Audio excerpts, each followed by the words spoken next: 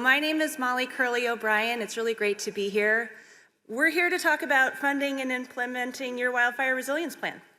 And I really love talking about this all the time, but especially right now because I think what we're going to do in the next half hour is really touch on so much of what we've discussed already earlier today and yesterday, and have this be a real lovely description of some applied examples of what we're really trying to apply throughout our state.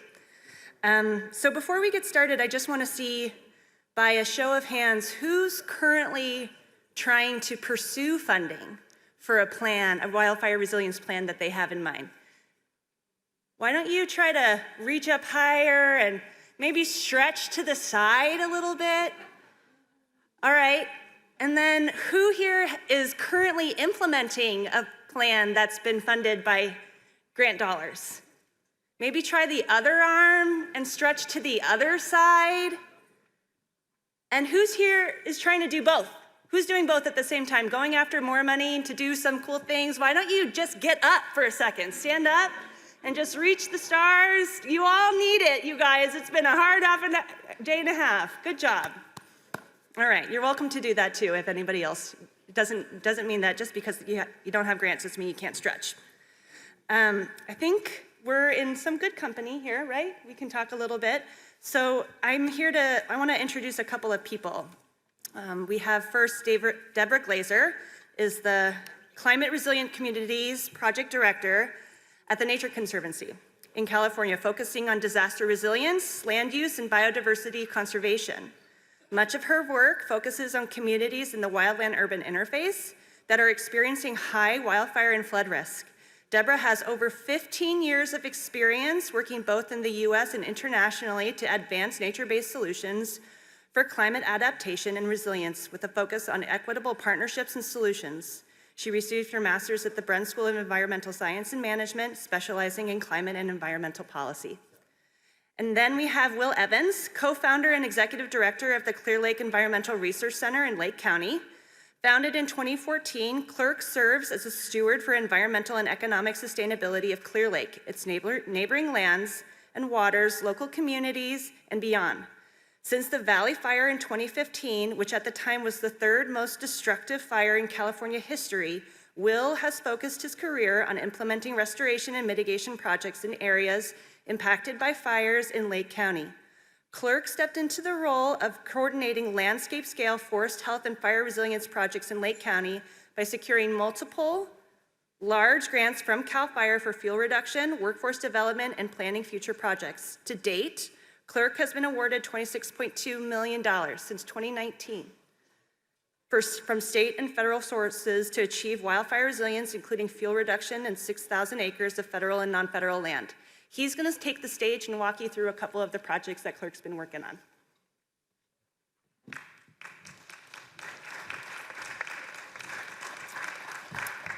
Good afternoon, everybody. Let's see, big green button. So a little bit of my background. I'm Will Evans, co-founder of the Clear Lake Environmental Research Center. Prior to that, I spent 15 years working in local government, including 8 years with the County of Lake in 3 different departments. And starting in 2015, it got really hard to do the regular job because of so many fires with disasters. So a lot of these slides here, you can see the map of all the fires we've dealt with since 2015, and then all of these pictures, with the exception of the one at the bottom. These are all photos that I took myself just out on the job, not doing fire resiliency or response, but just trying to run the county government, but kept getting drafted into being a disaster service worker. So going into 2019, a lot of people were really afraid about what was going to happen. So we kind of got to the point at CLERC, we felt like we couldn't just sit back and wait for the next series of disasters to happen. So we started organizing the community and bringing all the partners together to write some big landscape scale grants. And I'm happy to say that we're getting ready to finish our first $3 million grant. We're almost done with it. So pretty excited about that. Here's kind of a summary of a lot of the money we've received. I know that 26 million is as kind of a good sticker shock value. But most of that money has actually come in the last 6 to 9 months and has not actually hit the ground yet. So a big part of what I try to stay focused on is getting the money is actually the easy part in all of it, but you need to follow through and get the boots on the ground, because the money itself doesn't actually do anything. It's what we do with the money.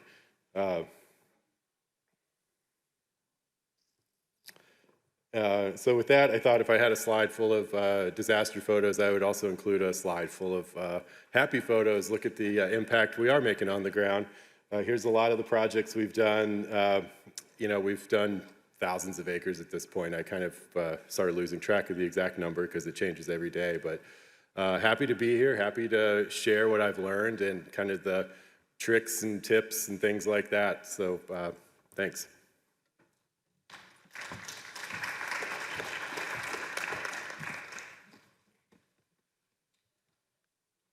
Great. Hi, my name is Deborah Glazer. I'm the Project Director for Climate Resilient Communities at the Nature Conservancy.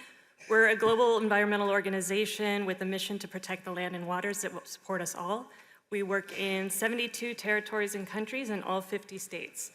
And today I want to talk to you a little bit about unlocking FEMA hazard mitigation funding, particularly for nature-based solutions. And I want to talk a little bit about BRIC funding, or Building Resilient Infrastructure and Communities funding.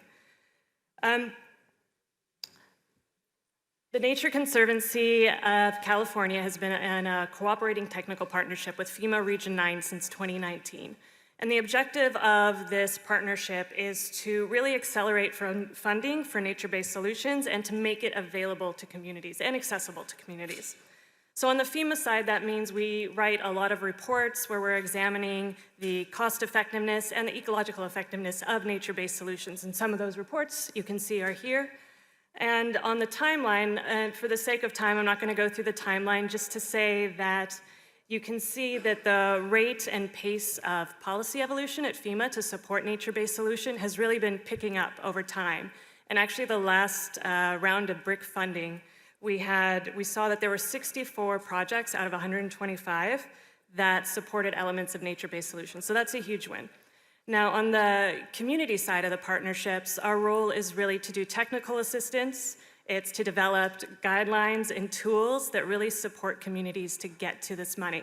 And one of the tools that I want to highlight is this BRIC screening tool that's been developed by our partners at Radbridge Consulting. And this is a really great tool. It's meant to do everything from help a local government or tribal government figure out if they're eligible for BRIC funding, and then to kind of hold their hand through the process of figuring out what are the costs you have to determine, how do you put together the language of BRIC application. And so this tool, I'm proud to say, has just gone live with the announcement of the latest round of BRIC funding. So if anybody's interested in playing with this tool and using it and seeing if it's right for you, just let me know after the presentation. I'm happy to send you a link to it. But what does this actual application or this accessibility of this funding look like in action? So I'm going to tell you a little bit about a project that we've been working on since 2018, since the Camp Fire with the town of Paradise. There's a story that came out of Paradise that during the fire, for a lot of those people who couldn't evacuate by the roads out of Paradise, they evacuated to a park in the middle of the town, and this park is called Billy Park. And what happened was that the fire burned up to the edge of the park, but it never actually burned the park. And there are pictures out there where you can see dead trees, burned trees in the background, and then a green space. And so the Paradise Recreation Parks District kind of approached TNC, the Nature Conservancy, and said, hey, what if we sited these parks specifically to reduce wildfire risk? And coming from the Nature Conservancy, we said, well, what if we could do that, but also have nature benefits? So we worked with PRPD, the Paradise Recreation and Parks District, and the Conservation Biology Institute to model fire and wind behavior in the area to see what would happen if the land was managed in a way that reduced fire risk. And we found that there was actually a really significant reduction in urban ignition. And that, in fact, if you manage the lands for low fire risk, that if you even just even just prioritizing some high priority parcels in what we call the eastern buffer, which is the orange buffer, the eastern buffer along the east side of Paradise, we were able to reduce ignition risk by 64%. And so that's a really big finding that shows that you can use nature to reduce risk. But what do these buffers look like? The top image is kind of what we see development as usual, development up to and into the wildlands that encourages sprawl. But what if we could shift the way we think and have a slide like we have at the bottom, where we have connected lands that we were previously slated for development that are instead managed for low fire risk. And these buffers can look like anything from managed wildland, parks and trails, orchards, grazing lands. Whatever they look like, essentially they are stitched together to create a fuel break. And these fuel breaks have multiple benefits. Of course, first and foremost, they provide a staging ground for firefighters to be able to respond to the fire. They provide evacuation zones, they provide recreation opportunities, but they also provide wildlife habitat and corridors, they provide ecosystem services, and all sorts of other benefits in the economic and the social realm. And we've actually had a lot of success with this. The report that we put together on this, which is up here and can be found on the TNC website, the idea of buffers has actually been adopted into the safety element of the town of Paradise with their most recent general plan update. And we actually heard earlier this year that a buffer designed in the way that we've outlined here stopped a fire from entering the community of Magalia, which is the neighboring community to Paradise. So it's a really great example of what we can do with nature to promote wildfire resilience. And then the last point I want to make is that this is a study for forested communities, and right now the Nature Conservancy California is looking into what appropriate wildfire management and resilience approaches might look like in chaparral ecosystems. And we hope to have at least some of our initial findings in the next couple months. So I'll stop there. Thank you.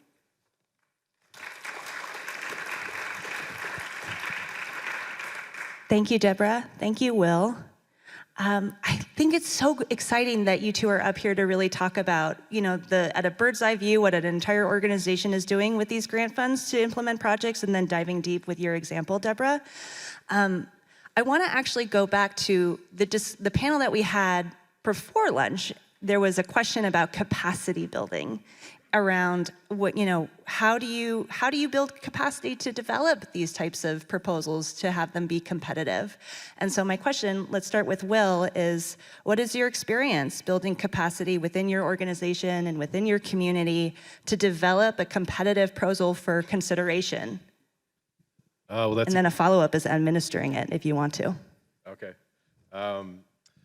Well, what's interesting is managing grants was something I never thought I would really do. And then I think up to the Valley Fire, I had one grant my entire career. And that was actually one of the reasons we formed Cleric, was to try to have a vehicle for additional money coming into Lake County to do environmental projects that we're just never going to get to as with the government tax dollars we had. So then the Valley Fire hit, and then out of the sky, it was just grant after this, grant here, grant there, and we didn't really have a choice. We had to learn how to implement those as part of the recovery. And then, so getting to the 2019 period, we had a lot of, the appetite for cooperation was really high in Lake County, and we just needed a vehicle to get projects in. So we started by really examining the solicitation, and if they say they want to fund, multiple types of projects, we propose multiple types of projects, multiple land ownerships. We had projects all over Lake County because we had fires all over Lake County. So that was a way to really sort of increase the pace and scale of what was going on in the county. And then from the financial side, it's actually easier to do bigger projects as a startup organization versus a little project, which would be like less than $500,000 or something like that. We have some other, we work with our county government, for an example, and they got a smaller grant, which they had struggled to implement because it was always an extra thing. But we've really been able to coalesce our organization around this is what we do. And so since it's what we do, it's easier to make sure it gets done and it stays a priority. And a lot of the financial help has come from the advanced payment systems from CAL FIRE, which has been huge benefit. This would not be possible, all this work, without all that advanced payments that they allow, because we just simply didn't have the capital to support all of this. So now we've grown from essentially no employees in 2019 to now we have 11 people, and the bulk of them are working on fire and forestry work. And just to provide some color, Will, do you mind sharing how much was in your bank account as an entity in 2019 when all of this started? We had just over $600 in the bank account. And I think now our general operating capital is somewhere around $130,000, which is simply just overhead money we've been able to build up through doing projects, and it keeps getting better and better every day. But we're kind of hitting the point, back to we've signed up for a whole bunch more work this year, so we might have to look for other ways to help capitalize it all. But that's just part of the exciting journey ahead for us. That's sort of founded on, sounds like, some scrappiness and prioritization and collective effort to move through something hard together, is what I'm hearing. The other question that I want to have both Deborah and Will tackle in their own way is around buy-in. We talked about community engagement yesterday, and so for both of them, how do you get community members, landowners, disadvantaged communities to participate in both these funded projects, both if it's relevant at the design phase, which of course is important and relevant in every capacity, and then also in the implementation. How are those folks engaged? Well, one of the things we do is we're really flexible with how we go about getting the money out the door.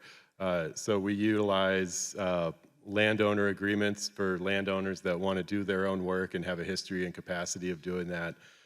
We also get people to sign rights of entry, and then we'll hire contractors to go in and do the work directly. And there's a lot of folks in Lake County that hiring a forestry contractor to do 20 acres of thinning is not something they've ever done before.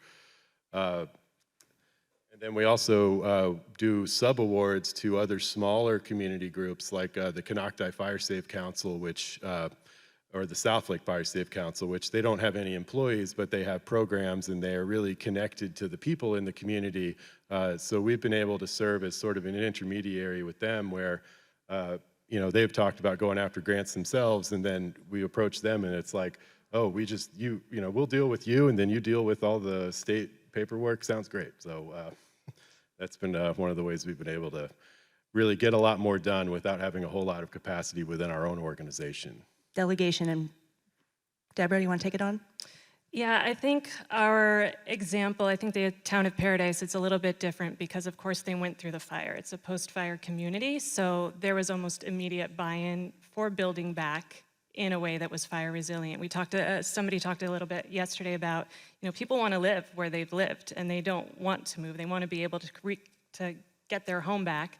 And so I think for that, we had a lot of community buy-in right off the bat. I think the challenge that we've been facing is when we talk about buffers, this is land that will be managed by the Paradise, the Recreation and Parks District. So we need landowners to give us that land to put into the buffer. And that means either selling it or donating it or having a right of access to that land. And the challenge that we've come up against is, of course, you have a lot of developers coming into Paradise who are offering a lot of money to buy up land from landowners. So I can't say that we're going to be successful competing with those kind of offers, but it really just comes down to community engagement. And that means that I don't expect people from Paradise to come to the Nature Conservancy to hear about how we can help, but it means that we go there and we engage directly in the community, and it's a lot of on-the-ground visits. Or during the pandemic, it was a lot of Zoom calls, and that's tough. And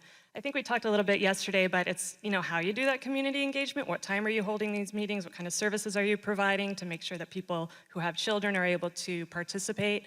So it's really it's boots on the ground. I don't think there's any way around that. And I think it's also consistency in that that engagement happens in a timeline that continues with more funding to be able to go back and make sure that that initial investment in funding continues and makes a growing impact. And so my last question that I'd like to ask, and then I want to make sure that we're leaving a lot of time for your questions, is how do these examples that we're talking about today and of these preliminary awards and lead to more funding and more boots on the ground work, more shovel-ready projects, and more community engagement to make sure that that initial project grows and flourishes and it makes even more impact moving forward? Deborah, you want to take that one on first?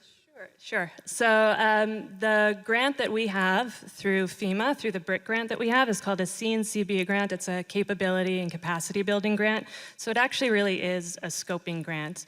And we're using that scoping grant to kind of get our planning done. We're going back in that buffers model that I showed you. That was based on modeling another instance of the Camp Fire. So we're going back with our planning money and figuring out what different fire scenarios, what the buffers might look like with if the precipitation is different, if the wind direction is different, if the point of ignition is different. So we can kind of refine what we're looking at. And then during that process, we're always applying for other pots of funding, but it allows us, it gives us the time to kind of ramp up and have kind of more robust idea of what needs to be done as we put together an implementation grant, and that's where the big BRIC money is. So I would encourage, if you're ever thinking about doing a BRIC grant and you're starting from scratch, I would encourage you to think about a phased approach. I think it's really valuable. And to reach out to the panel. Will, what about you? What's interesting with us is we've been at this for enough years now that you know, the stuff that we did in 2021, and we're now getting to the point of looking at doing maintenance on that to make sure we don't lose that initial investment. And to help do that, we've built some local public agency work crews that didn't exist a few years ago. And part of this was just knowing that we were going to have to keep doing this for the long run.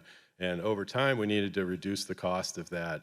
And by working with we have the North Shore Fuels team, which is out of the North Shore Fire Protection District.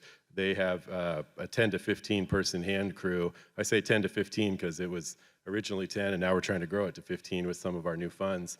So they have a hand crew, and then with the South Lake County Fire Protection District, they're setting up a heavy equipment crew. So these are both public agencies that have staff operators and they have tax bases, so it helps kind of keep them in business. And then we are looking to use that to keep the projects maintained, because one thing we found is a lot of the projects, when you go to it the first time, it is an original project. You know, if there's hazard trees that need to be taken out, if it hasn't been touched in 20, 30, 50 years, you're gonna need a contractor that's kind of a whole shop, has every tool in the toolbox. But over time, the goal is that using these public crews and keeping them busy, and that's what one of the large grants we got was the round one community wildfire defense grant, which was $9.8 million, which we're still waiting on the grant agreement. But the main point of that is to fund that fuels team for steady for 5 years, so that we don't have to worry about how are we going to keep these guys employed, but how are we going to keep them busy is really the question. And we're good at keeping people busy, so. You both strike me as quite busy in your jobs and what you're trying to do right now. So thank you. I want to make sure that we're leaving ample time for your questions. Again, be sure to stretch to one side when you raise that hand. Take care of yourself a bit.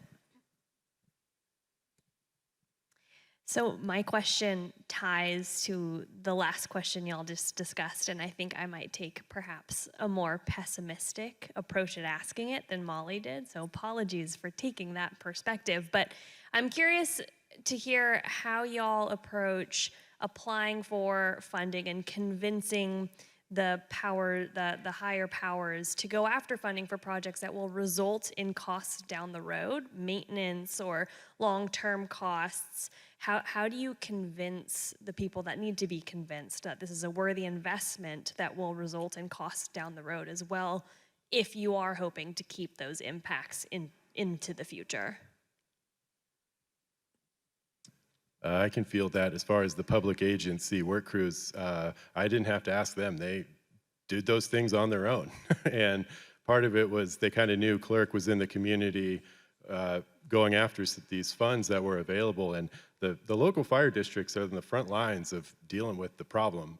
So really they have the kind of the greatest stake to go out and mitigate the problem. So it's funny, Chief Ciancio with the North Shore Fire District, I took him out to one of our projects 2 years ago and was talking about the process to do it. And the other thing was the reduction of prisoner crews, which were pretty prevalent 10 years ago, and through a few different things, that's not as prevalent anymore. But we had the Canocti Conservation Camp in Lake County that we'd use that crew all the time for flood control projects and different things. And then Chief Ciancio recognized that, like, we're going to be ramping up. We need people. We need a new plan for this. And he was inspired by what they were doing up at the North Lake Tahoe fuels team.